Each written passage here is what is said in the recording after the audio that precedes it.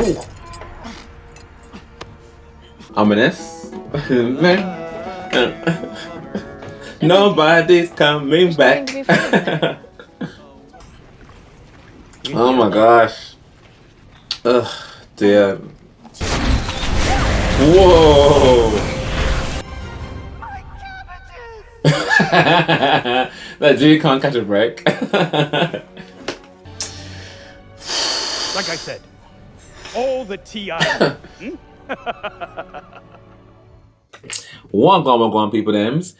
So we left things on episode 3 with Avatar the Last Airbender. And I raised a couple of questions just because I wasn't sure whether the Omashu episode that we're watching was exactly the same as what I remembered. In terms of like Boomy and whether he's going to make an appearance, which looked like he kind of was there, but I wasn't 100% sure that was him. Whether or not the plot or the foul plot that they uncovered, that Team Avatar uncovered, was actually the one that they showed in that they that Jet was gonna basically assassinate Sai, because obviously in the animation there was a whole plot to destroy the dam and stuff, and like basically like was gonna take out loads and loads of innocent members of the Earth Nation. So I'm not quite sure whether that's the case. The fact that it looks like Iroh is about to be arrested as well. So this is what I was saying in the first episode. I don't know what pacing they're going to be doing within this in terms of like, by the time they get to episode 8, will that be the end, like the first book done? Like, is that what they're doing, or I don't know. So I want to see what happens with this episode and where we end up at the end of that. So let's find out. There's been a mistake. The fires weren't my fault, and neither was the fight. What do you think will happen to us? The Earthbenders aren't exactly kind to their fallen foes. It's complicated. No, it's not. It's a simple question. Were you helping the Firebenders? That's a yes. Yes. Anything can be turned into a weapon in the wrong hands. Especially with the Fire Nation. Valid. Very valid. Sokka. The Earth Kingdom definitely come off a lot more like tougher and stuff in this than well then tough. Oh. Is that Zuko?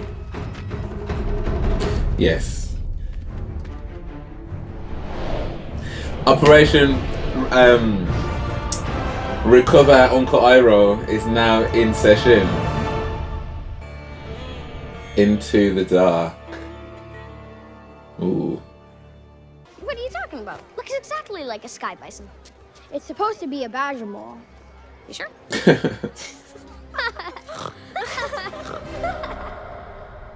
There's nothing like earthbending racing. What about the tunnels? A fairy tale. You told me you've seen them. Unless that was a lie too. Sonny's feeling hella betrayed right now. Yes. They're not leaving their friend behind, bro. Where are you taking him? Any resistance and they'll send everything they've got at us. Let them come. It's time to stop hiding. Yes, Teo. Oi. He was caught fighting, destroying property, menacing the people. And he's an airbender. Well, you think they'd be glad to see him? Throw him a feast. Yeah, they've got the crazy down. They have got the crazy down as Boomy. So okay, that is him. I did think it was when I saw him. I'm like, it's gotta be Boomy. Oh.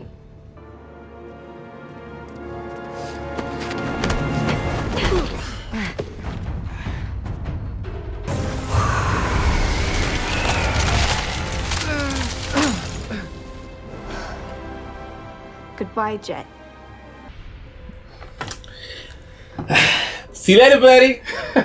Chill on out. The old firebender was taken to the pit. The other one's still here. What are you gonna do? Oh. For your meal, seaweed stew. Heard it really helps with your complexion.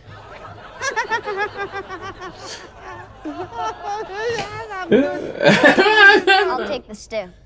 Can't make me believe you've lost hope. Not you, Booby. Oh, really? Challenge accepted. Okay. Okay. This was the only. When you find yourself in darkness and all you see, true love my heart. Yeah. Yeah, that was all kinds of right. Acoustics. Best in Omashu.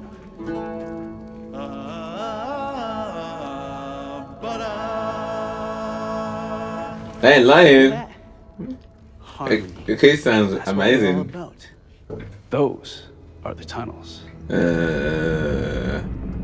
Yeah, I wouldn't go in there. No. We don't have a choice. And also, yeah. We have to find our friend. It's a tale of two lovers. Mm-hmm. The great city was named Omashu as a monument to their love. Aww. Especially if you're going to go into the dark void from which no living being ever returns. Ominous. Nobody's coming back.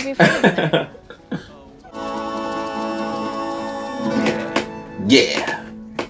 You're doomed. I'm fine. Thank you.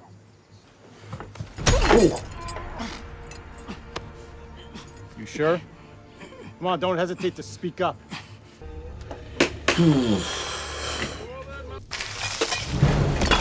Whoa. Ooh.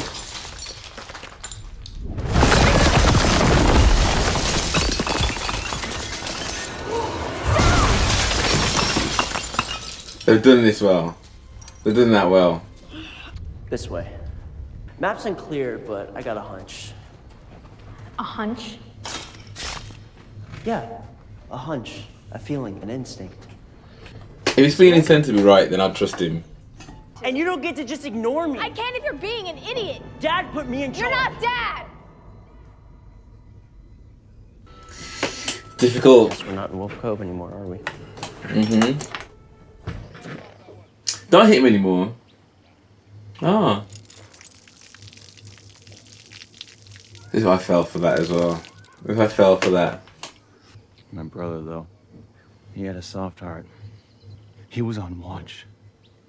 The night you torched the eastern wall. Oh, wow. By the time we put the fires out, there was nothing left of him to bury. Oh, gosh.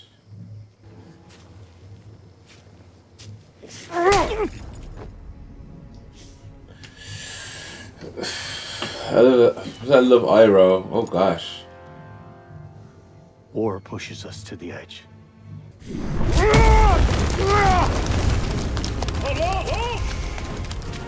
You know nothing of loss.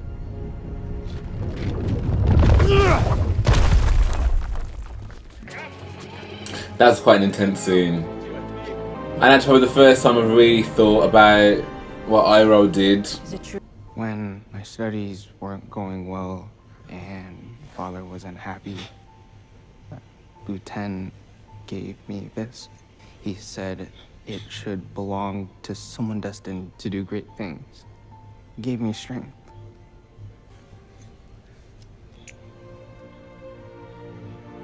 Lieutenant never needed it because he was the strongest person I knew. Aww.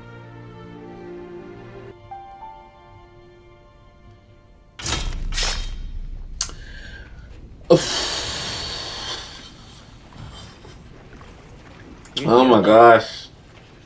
Ugh, dear. Let's play one final game.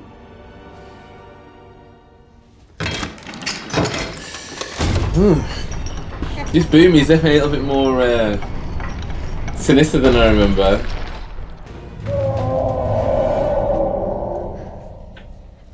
Any chance I imagined that? No. No chance.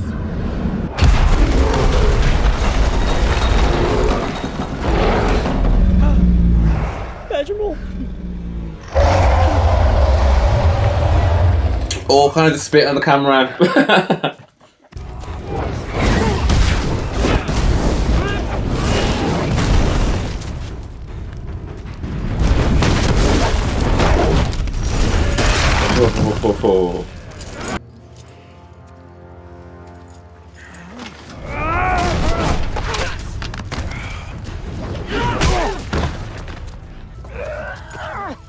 Oh. You're okay. Dead end.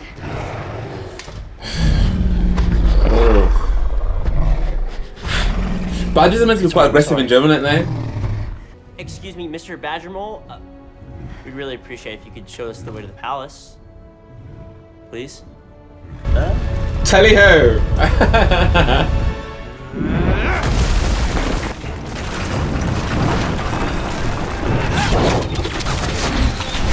Whoa!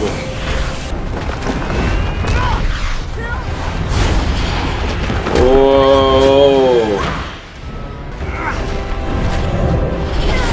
Whoa!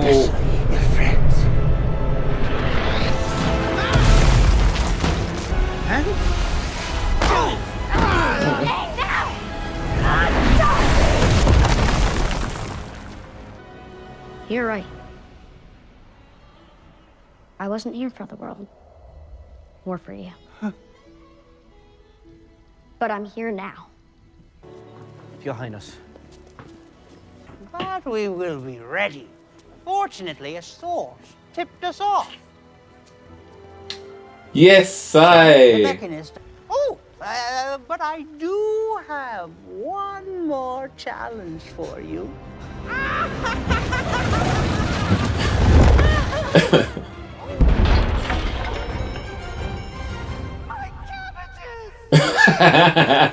That dude can't catch a break. Oh. Getting ready to embark on what is sure to be a memorable journey. I don't need a babysitter. How about a friend?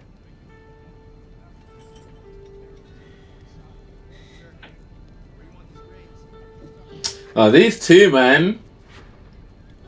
Could be a very long time before we return home. Everything I need is on this boat.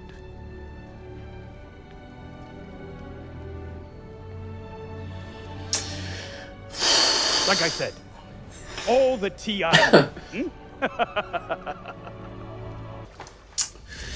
Oh, these two, man.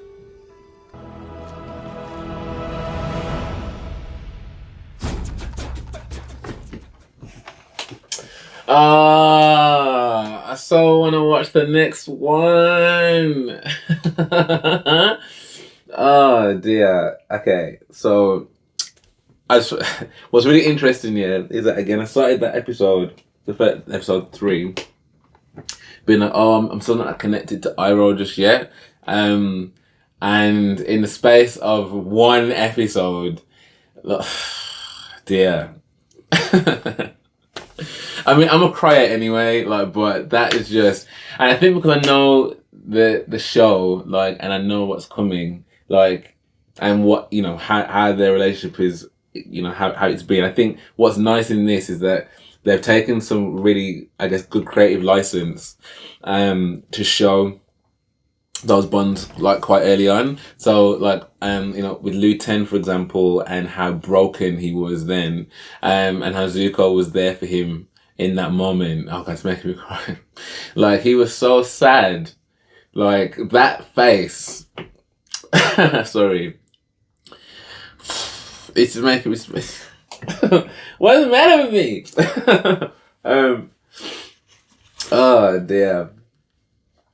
Because obviously losing anyone is really sad, isn't it? Do you know what I mean? Like, and you know, to convey that within a show like this and to do it well enough that it resonates. Again, the acting's that solitary. You know, when his lip was trembling, his lip was going. I set myself again. And then that one tear, like just really sad.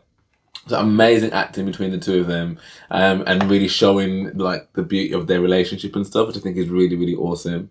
And then just then, you know, so, you know, I actually thought it was Azula at first, and then obviously turned around and saw that Agenkai had just happened, obviously. And, you know, him being just like, you know, I don't need a babysitter, and just like, you know, how about a friend? And for someone that is, you know, has been so let down by his own family and his own father, and banished and punished for something that is really, really minor, really, to have that kind of love and support from his uncle, that's like, I don't even mind however long it takes to go home, because everything I need is on that boat. That was just a really, really like beautiful moment. So for him then to be able to see the Avatar, and be like, nah, like I'm going after my uncle, and we're gonna get you home and get you safe. I think that's amazing. I think what's also interesting about this as well is that they've shown a little bit more about, because obviously they spoke about this kind of stuff in the animation about Iroh and him being the, you know, the dragon of the West and whatever, but didn't really. And I guess because of the nature of the audience, we never really got to understand the gravity of that. So yes, we knew there was a war, and yes, we knew he was in it, but I think seeing some of the repercussions, because initially that Earth bender that attacked him was like, oh my gosh, what are you doing? You can't attack Iroh. It's Uncle Iroh. But for him, he's not Uncle Iroh. He's the person that took away his 19-year-old brother. And for what reason? Because Ba Sing Se still stands. So, you know, I can only imagine what I would be like in that position if, you know, my brother, sister, cousin, mum, any family member, friend, was no longer here, and the person responsible is sat in the back of my wagon, you know, tied up. Like, you know, what would you do? You know, like, what would you do in that position? And I think when Iroh was saying that, you know, so when war happens, we're all pushed to things that we don't like. I think that's a really, like, it's very sensible. Do you know what I mean? And, you know, when there's been enough death and stuff, it's very sensible. But in that moment, when your emotions there, like, is that rationality going to take over or not? I don't know. So I thought that was quite interesting that they've taken that a little bit darker. I thought that was quite cool. In terms of Boomy, I can see why they've gone down a path of that he felt like he lost his friend and his friend was betrayed, and that he was trying to teach the Avatar a lesson. And obviously with the animation, it was a lot more jovial in that, you know, you had Bunny. Was it Bunny? Is the Smalley or whatever it was, his dog bunny thing, that was basically, I think that attacked Aang at one point. And obviously Sokka and Katara were stuck in that rock candy thing. So I like the fact they paid homage to that whole scenario, like, and the fact that the rock candy thing was in there. The fact that there were these kind of challenges that he needed to take, but they did it in a different way. In that it was like Boomy was trying to test him to make sure that he was really Aang, and then was angry at him, which I never really got that vibe in the animation. It was more that, you know, he just hadn't seen him for a really long time and really wanted Aang to remember him, because Aang didn't remember him. Well, he said he had a friend there, but he couldn't reconcile the two. Whereas this guy seemed a lot, you know, this Boomy seemed a lot more bitter. And I guess, you know, I guess it's more realistic, isn't it? If you've been at war for 100 years, you've not had your friend, you've not had the Avatar, and you're older now, so maybe you've got more time to be cynical. Like, do you know what I mean? You've aged, and you've seen a lot more. Maybe it is more realistic that he would be, but I don't know. I think they could have done that better. Like, I think that's probably my first critique, and we're on episode 4, so we're not doing too bad, but my first critique, I think they could have done that better. I think if they're going to go down that path of him being genuinely, like, betrayed and feeling as though that, like, Aang had because the thing is, it wasn't Aang's fault. At no point did he ask to be like, oh, you know, where had you gone? Like, and you're like, oh, you know, it must have been lovely having a nice little sleep in the iceberg. What do you mean? Do you want to go to sleep for 100 years, mate? Like, and watch and when he was talking about the Air Nomads no longer being here and it being a tragedy, and he talking about, you know, them all being quite flighty, like, I never really, like, to me, that seemed really dismissive and unkind, and Boomy never seemed unkind at any point in the animation, so that was a little bit different.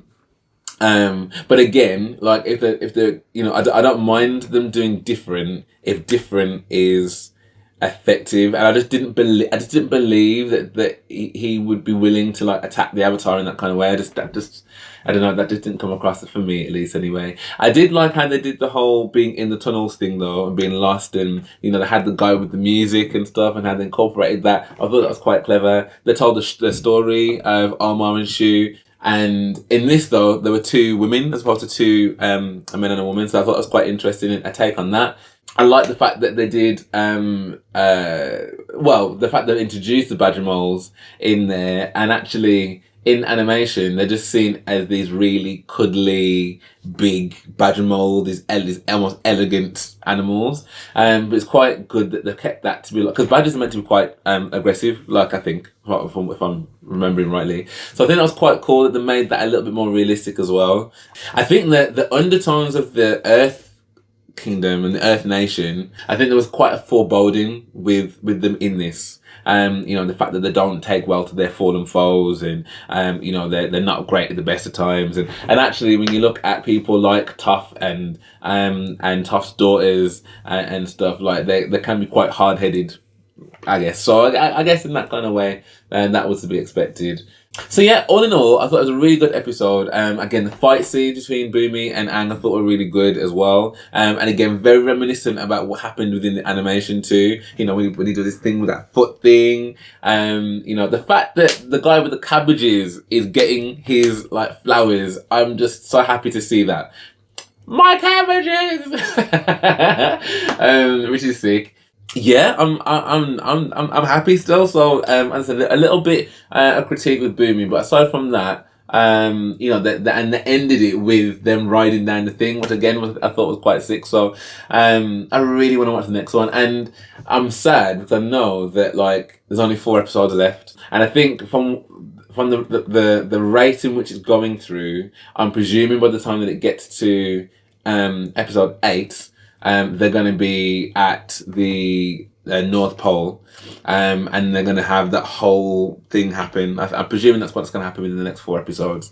So I think that they've done. If that's the plan, I think they're doing really well. To it doesn't feel rushed at this point. So yeah, I'm just really enjoying it. Like I'm really enjoying being in this world, and I think they've done really well in creating an authentic take on it. Like I feel like I'm in it.